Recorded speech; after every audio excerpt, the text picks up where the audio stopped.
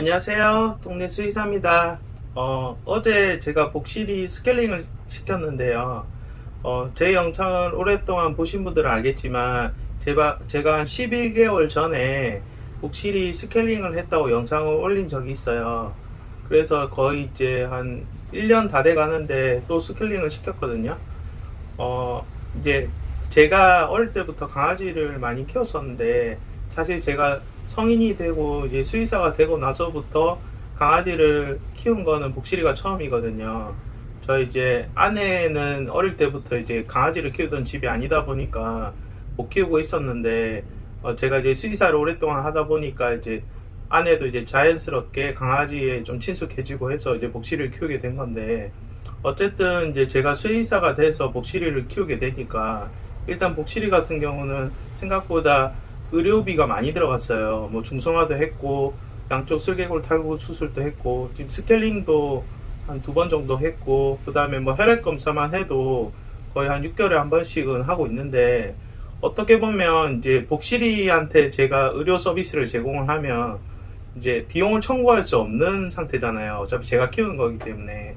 그러면 이제 어제 같은 경우도 제가 오전에 복실이를 금식을 시켜가지고 이제 아침에 몰래 산책을 시키는데 산책을 못 가고, 이제 그 스케일링 할 준비를 해가지고 이제 병원 문 열자마자 바로 스케일링을 했거든요.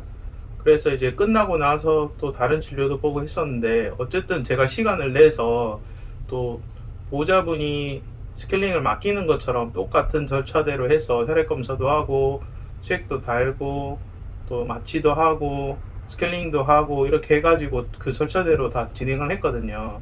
그러면 사실 제가 비용을 더 버는 것도 아닌데, 어쨌든 1년마다 왜 이렇게 꼬박꼬박 스케일링을 시키냐 그렇게 생각하실 수도 있겠는데, 저도 매일 이제 복실이를 양치질을 하고 있고, 그 다음에 치석이 안 생기게끔 노력을 하고 있는데, 조그만 치석이 생겨도 사실 입냄새가 좀 날 수도 있고, 또 제가 보기에는 그 치석을 제거하는 게 더 낫다고 판단을 해서 스케일링을 한 거예요. 그게 약간 제 성격 때문에 그럴 수도 있는데, 저도 약간 결벽증 그런 게 좀 있거든요. 그래서 이제 한 1년 정도 버텨보니까 치석이 좀 생기고 입냄새가 나길래 또 이제 스케일링을 또 해줘야겠다 생각을 했고, 그 좀 엄격한 잣대에서 보면 1년에 한 번씩 스케일링을 하게 되더라고요. 그러면 복실이를 그냥 기준으로 봤을 때 대부분의 보호자분들이 강아지를 키우시는데 양치질 안 하시는 분들은 더 심할 거고, 그 다음에 사람 음식을 많이 주거나 간식을 먹는 애들은 더 심할 거고, 저처럼 관리를 해도 한 1년 정도 지나면 치석이 약간은 생길 수 있거든요. 그러면은 이제 강아지 같은 경우는 사람처럼 6개월에 한 번씩 스케일링을 하기는 어려우니까 마취 부분이 있잖아요. 그런 것 때문에 아주 관리를 잘한다고 하면 한 2년에 한 번 정도 마취를 해서 스케일링을 해주시는데, 이제 그 비용도 어쨌든 뭐 한 30만 원 정도 나오다 보니까 이제 보호자 입장에서는 좀 부담이 될 수도 있고, 또 반대로 관리를 잘 하시는 분들은 한 1년 6개월 정도마다 계속 스케일링을 해주시는 분들도 있거든요.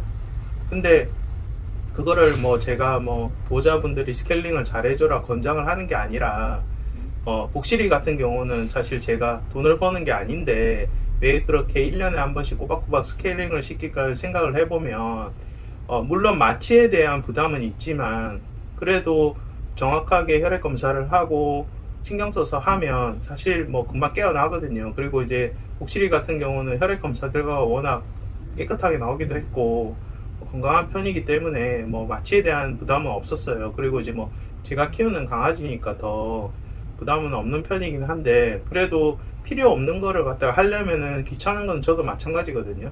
생산적인 일은 아니니까. 근데 이제 복실이를 위해서도 이빨을 더 깨끗하게 해주고 싶고, 그리고 내 시간을 내서라도 그게 해주는 게 의미가 있다고 생각하기 때문에, 마취를 무서워서 스케일링을 안 할 거냐, 아니면은 마취가 좀 걱정되긴 하지만 제대로 검사를 해서 잘 깨어난다는 전제하에 스케일링을 자주 해줄 거냐의 그 판단에 저는 이제 후자를 택한 거예요. 그래서 아마 이대로라면 1년마다 이제 계속 혈액 검사를 하고 건강검진도 좀 해주고, 그 다음에 몸 상태도 체크하면서 스케일링을 아마 계속 지속적으로 해주게 되면, 이제 치석이나 이런 게 세균 덩어리이기 때문에 강아지들을 수명에도 좀 영향을 미치거든요.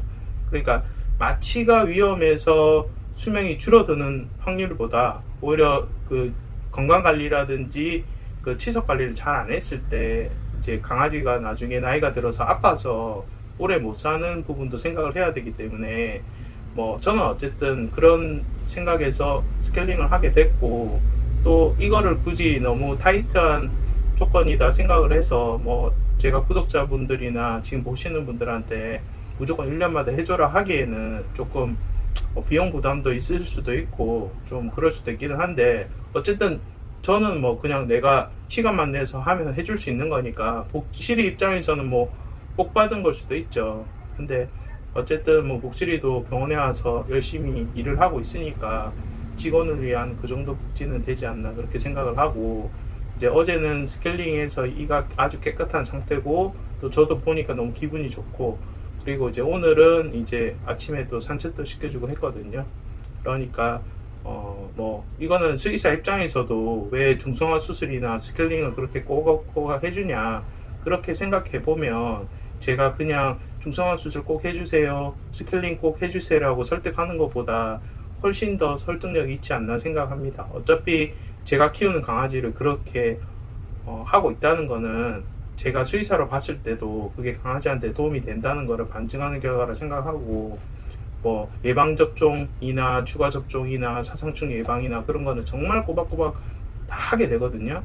근데 그거를 갖다가 제가 강아지를 안 키우거나 그렇게 안 하면서 무조건 보호자분한테 그렇게 해주라고 얘기를 하면, 아 그냥 수의사가 돈 벌려고 하는구나 이렇게 생각하실 수도 있으니까 그런 건 아니다. 뭐 다른 보호자가 저한테 스케일링을 의뢰하지 않더라도 어쨌든 제 강아지는 1년에 한 번씩 스케일링을 하게 될 것 같아, 그 얘기를 한번 전해드리려고 카메라를 켰고요. 다 각자의 사정이 있기 때문에 그거를 다 해주고 싶어도 못 해주시는 분들도 분명히 있을 거고, 또 별로 관심이 없는 분도 있겠지만, 어쨌든 우리 반려동물이 어떻게 보면 보호자 잘 만나서 그래도 관리도 좀 잘 받고 그래도 좀 좋은 거 먹고 그렇게 건강하게 오래 살았으면 하는 바람은 있거든요. 그래서 제가 유튜브를 계속 하는 것도 있으니까 그런 행보를 좀 지켜봐 주셨으면 좋겠습니다. 이제 비가 조금씩 내리고 있는데 건강관리 조심하시고 또 다음에 또 좋은 영상으로 뵙겠습니다. 감사합니다.